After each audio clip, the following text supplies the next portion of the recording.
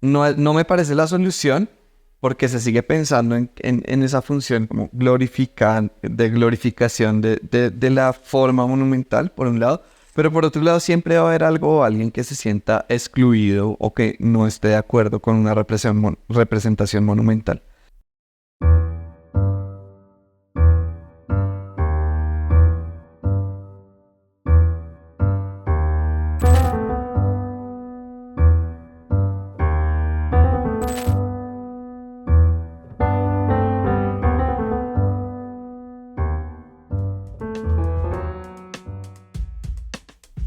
Hola, mi nombre es Sebastián Vargas Álvarez, soy profesor del programa de Historia en la Universidad del Rosario y de alguna u otra forma siempre he estado muy interesado en las políticas de la memoria y los usos públicos de la historia. Entonces, en mis investigaciones e intervenciones he tratado siempre de interrogarme por los significados y también los usos que diferentes actores sociales hacen de la historia o de las narrativas sobre el pasado. Pues un monumento son muchas cosas a la vez. Es un objeto cultural o un artefacto cultural que es muy complejo porque tiene que ver con la memoria y tiene una función, digamos, política, cultural, social relacionada a la construcción de las identidades colectivas y pues a la elaboración de la memoria. Entonces también por eso mismo tiene que ver con la temporalidad, como con la relación entre los tiempos históricos, entre el pasado, el presente y el futuro. Pero además de eso también tiene que ver con la espacialidad, porque pues el monumento generalmente se ubica en un espacio y su significado está relacionado con ese espacio y con las cosas que pasan a su alrededor. Tiene que ver con la materialidad, porque a diferencia de otros relatos de la memoria o dispositivos de la memoria, pues el monumento es un objeto tridimensional, tiene una materialidad, es tangible. Tiene que ver también con el arte o lo que hoy en día llamamos el patrimonio, ¿no? Con ciertos regímenes estéticos o regímenes que valoran ciertas expresiones humanas como patrimonio, mientras que otras no las reconoce como tal. Y tiene que ver también con el poder, en el sentido pues de que el monumento narra algo del pasado, pues que se supone que todos y todas deberíamos recordar, tener en el presente.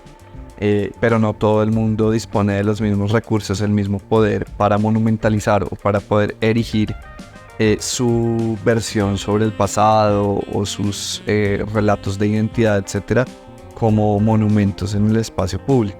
Entonces esas son solo algunas como de las dimensiones que atraviesan este pues complejo objeto cultural que es el monumento. Creo que uno tendría que tener en cuenta todas ellas y otras adicionales para poder analizar a cabalidad pues qué es lo que es un monumento y cuál es su significado y cuáles son sus usos, sus apropiaciones, también sus resignificaciones, los cambios de interpretaciones, de usos que diferentes actores sociales a lo largo del tiempo le dan a un monumento. Entonces yo diría que no es una sola cosa, sino como una interrelación de muchas cosas y a todas esas habría que prestarte atención.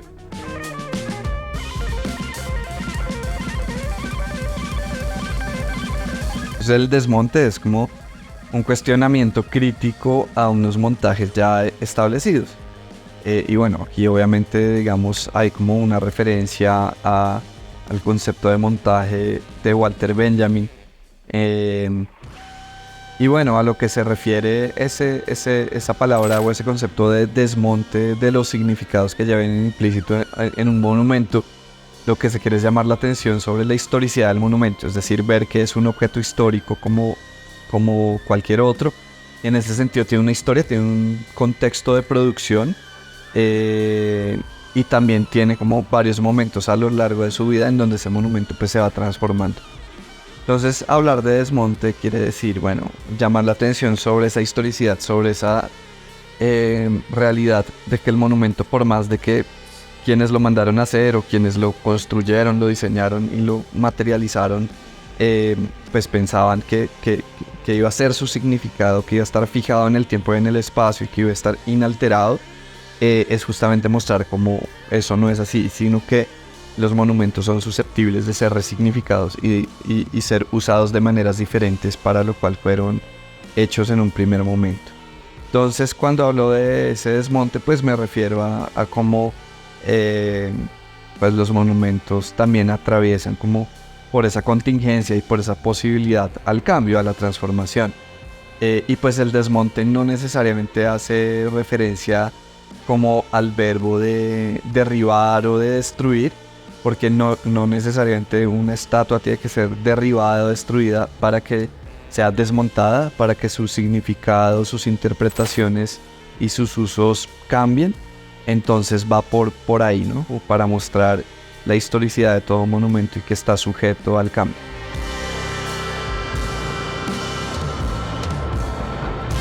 En la antigua Grecia, por ejemplo, existía la práctica de la damnatio memoriae, que hacía referencia como a difamar y echar en el olvido algún personaje, algún acontecimiento, y esto se hacía también a través, por ejemplo, del borrar el rostro de las estatuas, ¿cierto?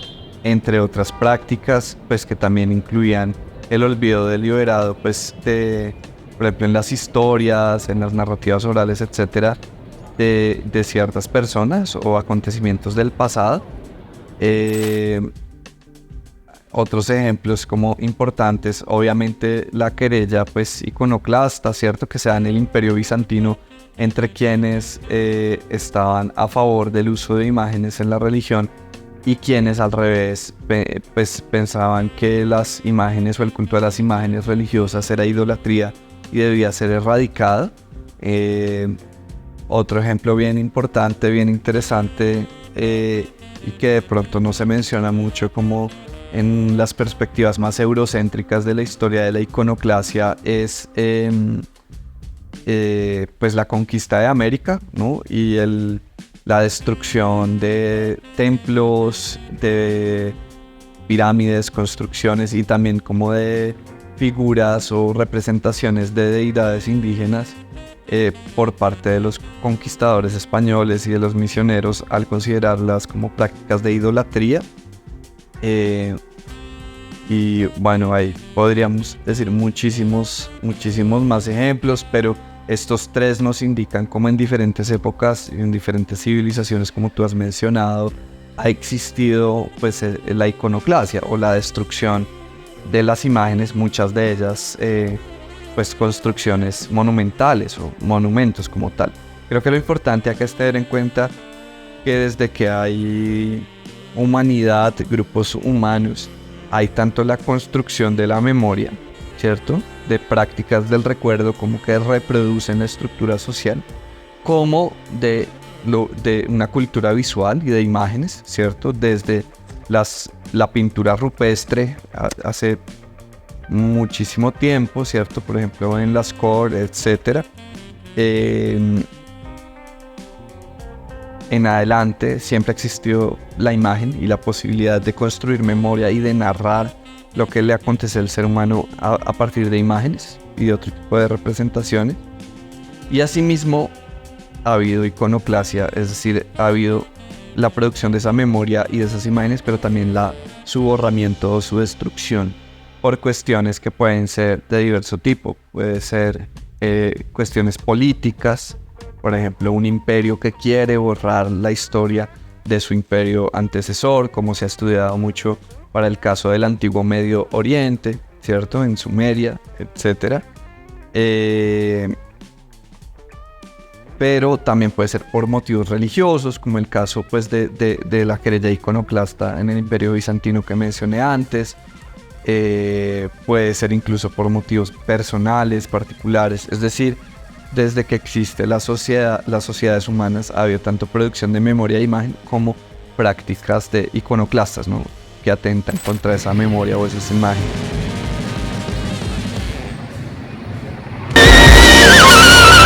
Un diferencial grande de la iconoclasia contramonumental contemporánea que sí, digamos, la diferencia o la distingue como de otros momentos en la historia de la iconoclasia, como los que ya mencionamos antes, podría tener que ver precisamente con cómo se opera dentro de un marco en donde pues existe toda una política transnacional y unos organismos transnacionales pues como que salvaguardan el patrimonio cultural de la humanidad, ¿cierto? Que quizás es un concepto que en los otros casos que mencionamos todavía no existía, porque es un concepto moderno que es posterior a la Revolución Francesa y que surge precisamente como una de las consecuencias de la Revolución Francesa y de la iconoclasia contra símbolos monárquicos y religiosos durante la Revolución, y como a la par de que surgen pues los estados-nación modernos también de revoluciones burguesas que como que queman y arrasan lo anterior, de todas formas sí comienza a surgir una conciencia de la identidad nacional y de la protección como de esos legados culturales. Entonces hoy en día sí que tenemos un sistema transnacional del patrimonio que además negocia todo el tiempo con los estados y sus políticas y sus marcos jurídicos, y también con las comunidades locales que pueden usar estratégicamente o no estos discursos y estas políticas del patrimonio. Entonces, claro, la iconoclasia contra los monumentos más actual de los últimos años, digamos que se confronta radicalmente ese sistema transnacional del patrimonio, también lo lleva al límite al preguntarse quién decide qué es patrimonio y quién no, y cómo las ciudadanías pueden participar más en esos procesos. Y digamos que de la mano de esto también hay otra característica muy singular, muy propia del fenómeno contemporáneo, que tiene que ver con una lectura, si se quiere, anticolonial de la historia, ¿sí? Y esto lo relaciono con lo que tú me preguntabas antes sobre el desmonte, tiene que ver mucho con eso. Se desmontan esas grandes narrativas históricas y esos grandes valores culturales como el del patrimonio que hablábamos antes, en donde pues el sujeto de la historia es la nación moderna, que pues se encarna en unos referentes muy particulares, con unos sesgos muy marcados en términos de género, de clase social, ¿no? De etnia. Entonces lo que hay hoy en día responde un poco a confrontar esos relatos históricos sobre la nación, su historia y su patrimonio, pues que han sido claramente excluyentes, y más en países postcoloniales como Colombia. Entonces, ¿qué es lo que hay en estos nuevos derribos, en estas nuevas acciones, en estas resignificaciones de monumentos? Un cuestionamiento al orden patriarcal, al orden colonial, al orden esclavista, pero no por allá del siglo XVI, del siglo XIX, sino del presente, de cómo ese orden que se instituyó durante los años como de la experiencia colonial, por ejemplo en las Américas, sigue vigente en sutiles y veladas formas hoy en día, ¿cierto? Porque el espacio público es un lugar, digamos, de disputa, es un lugar pues donde se dirime como los consensos y los disensos políticos en una democracia. Entonces, al existir monumentos, lugares de memoria que remiten a ese pasado no tan pasado, a ese pasado presente que sigue siendo racista, que sigue siendo patriarcal, etcétera, es ahí donde entonces entramos como a entender una nueva capa de significación en estas acciones iconoclastas. Se da, pues como tú lo bien dices, en una coyuntura de paro nacional que muy pronto se vuelve un estallido social muy amplio y muy duradero, y que está pues en la mayor parte del territorio del país, pero no se da de una manera pues como automática, puramente espontánea, sino que se da pues en un marco global, es decir, ya se venían derribando estatuas o interviniendo estatuas en varias ciudades de Estados Unidos, en Bélgica, había habido intervenciones también en Ecuador, en Bolivia, en México. Entonces digamos que se sitúa en una coyuntura global en donde en las protestas sociales los monumentos estaban siendo también como unos catalizadores o unos lugares en donde lo que había en disputa o las reivindicaciones o reclamaciones sociales de esas protestas como que podían tomar forma y podían proyectarse y visibilizarse a través de los monumentos o de los espacios monumentales. Entonces primero hay que entender que no sea aisladamente, sino en un contexto, una coyuntura más amplia que implicó otros países de las Américas y también de otras partes del mundo. Y se da pues también lo que te decía antes, también en el marco de unas reivindicaciones sobre todo de los pueblos indígenas y pues también de comunidades afrodescendientes. También creo que ha sido importante, aunque más en países como México, el movimiento feminista, pero pues son sectores sociales que presentan unas críticas muy importantes no solo al presente político, sino también a cómo se ha construido la historia del país, cómo esos monumentos, esas narrativas históricas siguen legitimando unas desigualdades sociales y unas violencias que sufren grupos poblacionales específicos. Entonces se da como en todo ese proceso. Entonces hay que recordar que antes de que inicie el paro nacional, el 28 de abril de 2021, y en Cali se derribe la estatua de Sebastián de Belalcázar, como un acto simbólico, como que inaugura las protestas del paro nacional. Ya el año anterior en Popayán, en el marco de un juicio histórico, se había derribado la estatua ecuestre de Sebastián de Belalcázar en Popayán, ¿sí?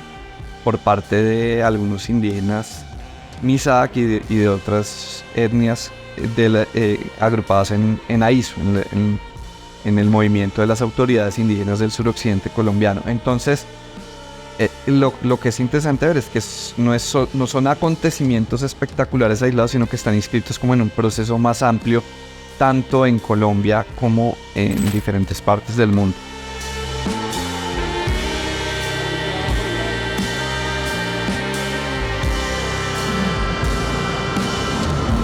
Las intervenciones en monumentos, sea derribos o diferentes tipos de intervenciones que pueden resignificarlos con intervenciones permanentes o no permanentes, muchas veces no son, digamos, sí son obra de diferentes actores sociales, de las ciudadanías, pero muchas veces también se llegan a partir de consensos, acuerdos, diálogos, etcétera, entre diversos sectores sociales y las autoridades gubernamentales, ya sean de una ciudad o de un país. Entonces no es siempre solo como la ciudadanía o la gente que en el marco de las protestas interviene en los monumentos o deciden tumbarlos o derribarlos, etcétera, sino que muchas veces también ha sido pues el Estado el que lo ha hecho, sea por, entre comillas, por prevención y proteger que los manifestantes no los derriben, o porque haya un proceso también de discusión que casi siempre incluye a las ciudadanías para establecer como por qué se debe desmontar en términos pues de su significado. Entonces creo que en Colombia ha habido de todo, digamos, tenemos casos como las estatuas de la reina Isabel y Cristóbal Colón, que fueron retiradas por el Ministerio de Cultura ante pues la posibilidad de que nuevamente los Misak las derribaran, como sucedió antes con la estatua de Gonzalo Jiménez de Quesada acá en la plazoleta del Rosario. Y tenemos, bueno, algo similar pasó con el IDPC y el retiro también de la estatua de Bolívar en el Monumento a los Héroes. En fin, entonces ha habido como diversidad de casos. En algunos casos, por ejemplo, la estatua pedestre de Belalcázar en Cali la restauraron y la volvieron a colocar en su lugar. Pero también el monumento a la resistencia fue declarado bien de interés cultural, ¿no? Pasó como al registro de lo patrimonial. Entonces hay como de todo, hay diferentes casos. Y el debate yo creo que se ha dado mucho, sobre todo pues desde la academia, desde los movimientos sociales, y al menos en una ciudad de Bogotá creo que sí ha habido un proceso de diálogo importante, pertinente, entre el Instituto Distrital de Patrimonio Cultural y diversos sectores de la población. Creo que eso ha sido importante. Yo recuerdo haber participado también en algunas conversaciones con el Ministerio de Cultura con respecto al Morro de Tulcán en Popayán y a la estatua ecuestre de Belalcázar. Eso fue antes del paro nacional, entonces como que no siguió mucho más allá, pero creo que sí ha habido un debate pues entre la academia, diferentes actores sociales. Por supuesto, los MISAC han sido pues un interlocutor muy importante en todos estos procesos porque han sido uno de los protagonistas de las intervenciones. Y pues algunos organismos también pues de gobierno, ¿no? Particularmente el Ministerio de Educación, el IEPC, también en cada caso, en cada ciudad, en cada región es diferente, pero creo que sí ha sido algo que nos ha permitido interrogarnos sobre qué es el patrimonio cultural y su gobernanza. Entonces creo que es importante pues que se haya presentado toda esta situación para redefinir lo que entendemos por historia, por identidad cultural, por patrimonio, etcétera, ¿no?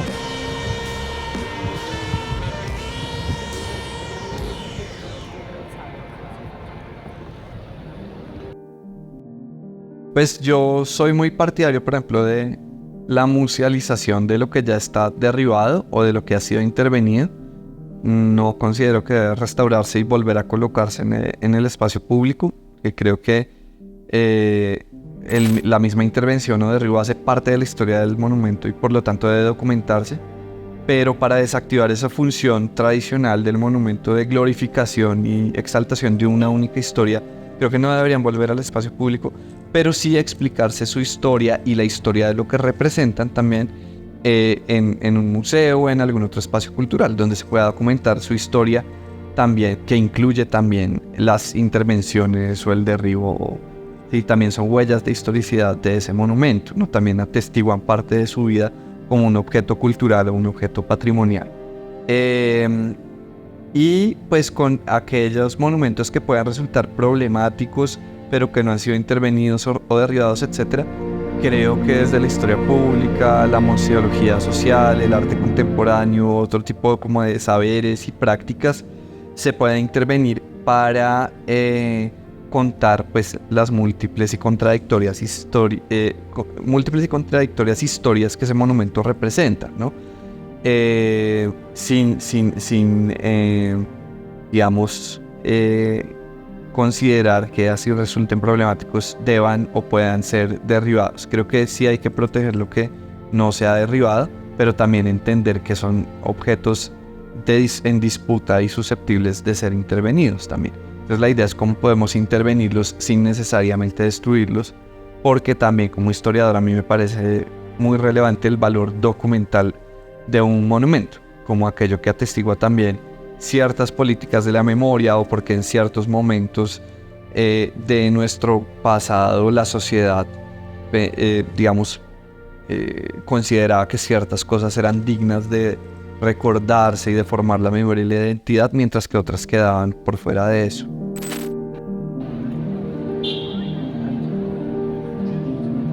Los historiadores, los científicos sociales necesitamos los monumentos para indagarlos, interrogarlos, utilizarlos como fuentes documentales, como fuentes históricas, pero son testigos de diferentes momentos de nuestra sociedad.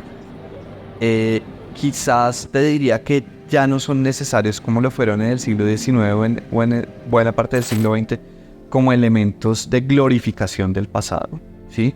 De exaltación de una historia oficial. Creo que ya no serían tan necesarios, y no lo digo yo, sino que la misma ciudadanía lo demuestra al tener como poca identificación o apropiación de estos objetos patrimoniales. Pero de que los necesitemos para ciertas cosas, no se sigue que que para mí sea importante seguir construyendo monumentos. Yo no estoy de acuerdo con construir más monumentos. Considero que más bien con lo que tenemos podemos construir varias historias interesantes sobre lo que somos, ¿cierto? En todas nuestras complejidades.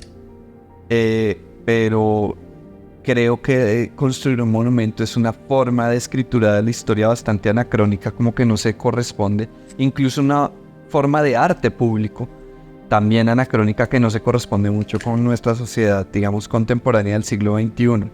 Entonces, por más de que se trate de innovar con materiales, con formas y demás, creo que el monumento es una forma estética, narrativa, etcétera, como que pertenece a otra época y como tal debemos entenderla. Y bueno, también si un monumento, hacerlo y mantenerlo vale muchísima plata de los recursos públicos que creo que se podrían invertir mucho mejor en otras, en otras actividades, inversiones para educación y cultura. Entonces yo no haría más monumentos.